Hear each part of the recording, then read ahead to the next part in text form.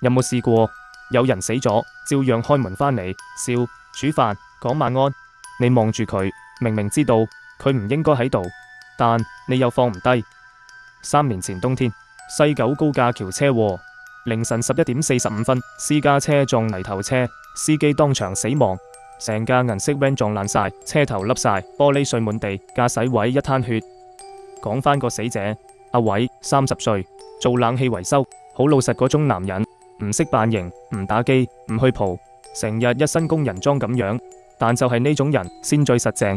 佢老婆叫嘉嘉，26歲，做緊幼稚園老師，樣靚，氣質溫柔。佢哋拍咗6年拖，啱啱先結婚。人哋話最幸福就係每日返到屋企有人等你食飯。阿偉就係活喺呢種簡單幸福入面，但就係太簡單，太平靜，先令人更心痛。車禍發生嗰晚，阿偉收工夜咗啲，11點幾打電話俾嘉嘉，話落緊雨，想買宵夜返去食。路面濕滑，對面泥頭車唔知咩事突然轉線，阿偉反應唔切，貨 van 直撞過去，車頭成個爆開。現場救援人員話佢應該係即刻斷頸，當場冇咗。部手機揾翻出嚟，熒幕冇鎖，畫面仲係開住個信息界面。你想食蘿蔔糕定魚蛋啊？凌晨4:15，嘉嘉屋企門鐘響，打開門，阿偉企喺門口拎住2個膠袋，一袋腸粉，一袋魚蛋，濕晒。一見到嘉嘉就話：天氣咁凍，你未瞓咩？嘉嘉冇喐，成身震晒。阿偉伸出隻手：喂，攞嘢啦，凍啦啲嘢。佢聲音都一樣，神情都一樣。嘉嘉猶豫咗3秒，然後攬住佢，喊咗出嚟。阿偉有啲不知所措，拍住佢膊頭：做咩啊，老婆？我返嚟啫。嘉嘉冇答，只係一路喊一路講：你返嚟就好，你返嚟就好。佢知嗰個唔係人，只係一個靈，但佢唔捨得。唔係每個人都會驚，唔係每個人面對死咗嘅至親返嚟會即刻尖叫逃走。有啲人會照樣攬住佢，照樣食埋嗰餐飯，照樣同對方講你返嚟啦。人心比靈異更複雜。由嗰晚開始，阿偉就繼續留喺屋企，冇人知佢死咗。嘉嘉冇同屋企人講，冇同朋友講，連自己都呃埋。佢照樣煮2個人飯，照樣對住佢講笑，照樣夜晚一齊瞓覺。阿偉就係咁生活咗落去。佢當自己真係可以一路咁就過一世，但有啲嘢係唔會咁樣無限延續落去。我阿媽即係逆流話我知，亡者返魂唔係冇先兆。如果死咗嗰個人唔知自己死咗，魂魄未散，就會自動走返去佢最後一個記得要返去嘅地方。最常見就係屋企。而生者如果選擇接受佢，照應佢，唔拆穿佢，佢就會一直留低。但你要記住，死人冇呼吸，冇血液循環，冇新陳代謝，即係話佢會開始變得唔再似人。呢件事到呢度都只係啱啱開始。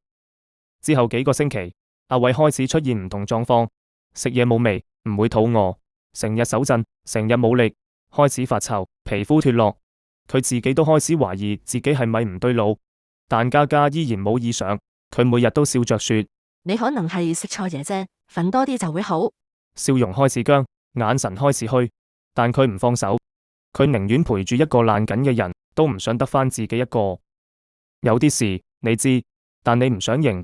有啲人佢哋知自己出事，但選擇唔提，因為提咗就唔可以再當冇事。阿偉就係咁，成個12月都冇出過街。佢成日話攰，唔想喐，連樓下都唔落。嘉嘉唔追問，仲會主動幫佢買煙、買早餐。有一晚，嘉嘉買咗佢最中意食嘅車仔麵返嚟，阿偉食咗2啖，放低筷子。唔啱胃口啊！冇咩味。佢冇講出口嘅係，唔止冇味，係完全冇感覺，唔知自己吞咗未，連湯有幾熱都唔知。佢開始唔再食嘢，唔係唔肚餓，係佢根本唔識得餓。夜晚瞓覺嗰陣，嘉嘉照樣攬住佢。老婆，我成晚都唔喐，你冇覺得奇怪咩？你瞓得冧啫。阿偉冇再問，但佢知自己成晚冇心跳，冇呼吸。有晚阿偉沖涼，發現背脊條疤開始變黑，仲有啲皮膚似爛肉咁脫落，唔係紅腫咁簡單，係堅爛。佢行出客廳，老婆，我個傷口。嘉嘉個樣一變，但即刻扮冷靜。我幫你搽藥啦。佢冇問點解會爛得咁快，冇問點解會有陣怪味，淨係拎支藥膏溫柔咁幫佢搽。阿偉望到佢隻手，冇閃避，冇嫌棄，嗰種溫柔唔係因為唔驚，係因為早就接受晒一切。阿偉第一次有呢個諗法，佢知，佢一直都知。阿偉冇即刻質問，佢淨係開始做一啲奇怪嘅事，對住鏡望成個鐘，等自己個影出現，開手機錄音，想知自己講嘢有冇聲。然後佢開始揾翻記憶。有一晚，佢諗住沖杯咖啡，打開雪櫃拎牛奶，腳突然一滑，個杯跌咗落地下，碎晒。佢手執起啲玻璃碎，冇痛冇血。佢低頭一望，掌心入咗塊碎玻璃，但一滴血都冇，只有啲灰黑色嘅水，仲滲出一陣腐臭。嗰刻佢即刻衝入廁所照鏡，塊面白得離譜，眼底浮腫，嘴角黑斑，再低頭望下自己胸口，冇起伏。阿偉兩隻手掂住個面，打冷震。佢記起咗車禍，條天橋個彎位對面架泥頭車，架車撞凹晒，成個人彈起撞落玻璃。佢記起最後一幕係熒幕閃緊個信息畫面，你想食蘿蔔糕定魚蛋？跟住黑晒，佢望住自己個樣，第一次講出一句：我係咪已經死咗？嗰一晚，佢坐喺梳化唔出聲，對住廳燈發晒呆。嘉嘉出嚟飲水，見到佢個樣有啲驚，但仍然笑住問：你未瞓啊？阿偉望住佢，聲線沙啞。你知我已經死咗？嘉嘉停低，手上個玻璃杯喐咗喐，冇講嘢。阿偉再問多句：嗰晚你開門見到我，你唔驚？嘉嘉咬住嘴唇，眼泛淚光。我驚，但我唔想放低你。呢句說話係成件事入面最心酸。有幾多人會明知對方唔再係人都寧願扮冇事？有幾多人會選擇唔識穿？因為一識穿就真係冇得翻轉頭。嘉嘉做咗，佢照樣同阿偉過日子，講笑話、煲湯、閃衫、睇電視。明知佢變緊、爛緊、透明緊，都唔肯嗌停。有時人以為自己堅強，實情係太脆弱，唔敢認。唔認就可以扮冇事，唔認就可以當對方未走。阿偉喺嗰晚冇再講嘢，佢瞓唔着，走入廚房，打開雪櫃，裏面得返啲腐爛嘅蔬菜、飲剩嘅湯。佢拎起一塊菜葉，啃咗落去，苦澀、冷硬、冇味。佢吞落去，心入面得返一個感覺，唔可以再咁落去。第日朝早，嘉嘉攬住阿偉，唔好諗咁多啦，你喺度我就開心。阿偉冇回應。之後，阿偉傳咗個信息俾佢朋友阿強，問佢識唔識幫人做法事嘅師傅。你又唔係搞呢啲嘢，問嚟做咩？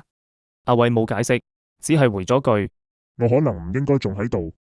而同一時間，另一邊嘉嘉就攞起咗電話打俾我阿媽益流。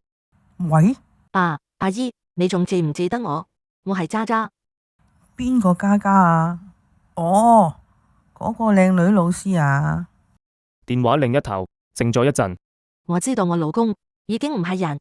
你講清楚。